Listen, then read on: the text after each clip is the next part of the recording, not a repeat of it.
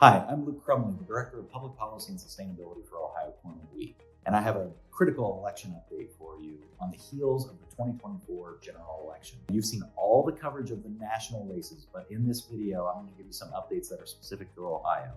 And I want to start with a bottom line up front. Here in Ohio, Republicans are running out of races to win. They continue to sweep races across the state. They continue to hold strong majorities. And that has meaningful implications for our policy agenda, both at the state level and the federal level. You already know the results of the Electoral College and what that means for the White House. Let's focus in a little bit on what we're seeing in the Congress. Here in Ohio, longtime serving Senator Sherrod Brown lost his election to challenger Bernie Moreno. Sherrod Brown has been a huge champion for our priorities, especially in the biofuel space, and he was the first senator from Ohio to be appointed to the Senate Agriculture Committee in more than 70 years. His loss will be felt because we lose a little bit of seniority and access when we lose a seat like that from a longstanding member. However, I do want to point out that his challenger, Bernie Moreno, participated in our voter guide. You can see now Senator-elect Bernie Moreno's stances on some of our key priorities by checking out our voter guide. I want to go ahead and say thank you to Senator Brown for his many years of service. He definitely had our interests in mind when he was working on the Hill on our behalf, and he's going to be representing us through the end of this cycle through the lame duck period. Now let's talk about lame duck just a little bit. Because of the election results, there's a much bigger emphasis on lame duck right now because Democrats are facing a pretty big loss on the Senate side.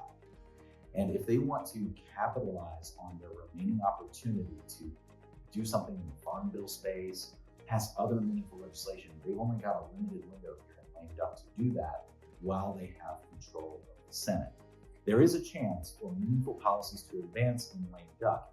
It may not look like a permanent Farm Bill. My best guess right now, this morning, fresh off of the general election, is that there's enough juice to get an extension of the 2018 Farm Bill and possibly either some disaster relief for areas impacted by the hurricanes or possibly economic relief for low commodity prices. So we're going to be zeroing in federally on the Farm Act.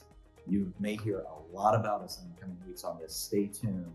In the state Senate and in the state House here in our General Assembly in Ohio, Democrats actually picked up a couple of seats. Now, there were some critical races that we were watching currently in the State House of Representatives. Representative Bill Romer, who's been a champion on a number of our issues, he was able to fight off a very challenging opponent, and he was able to retain his seat. So we're looking forward to working with him again in the next General Assembly. We're watching that General Assembly race really because even though Democrats picked up a couple of seats, Republicans still hold massive majorities in both chambers.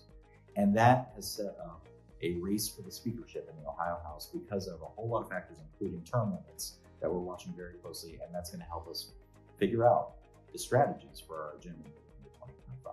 Okay, so that's where we are today. What about when the new Congress is brought into session in January? What about after President Trump takes the White House and is inaugurated in January? What can we expect in those first 100 days? Well, we know for a fact that tax policy is top of the list.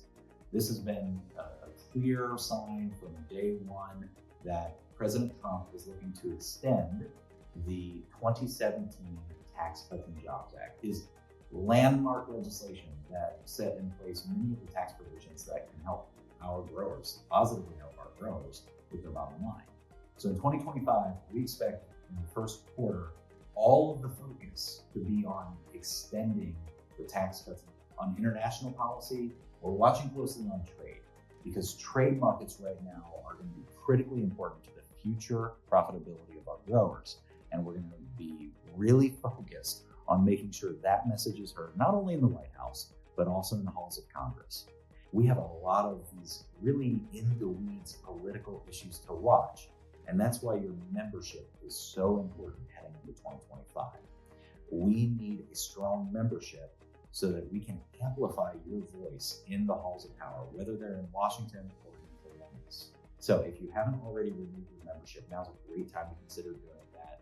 And we're going to need every one of you helping us make sure priorities like the Farm Bill, tax policy, and trade policy are front and center in Washington next year.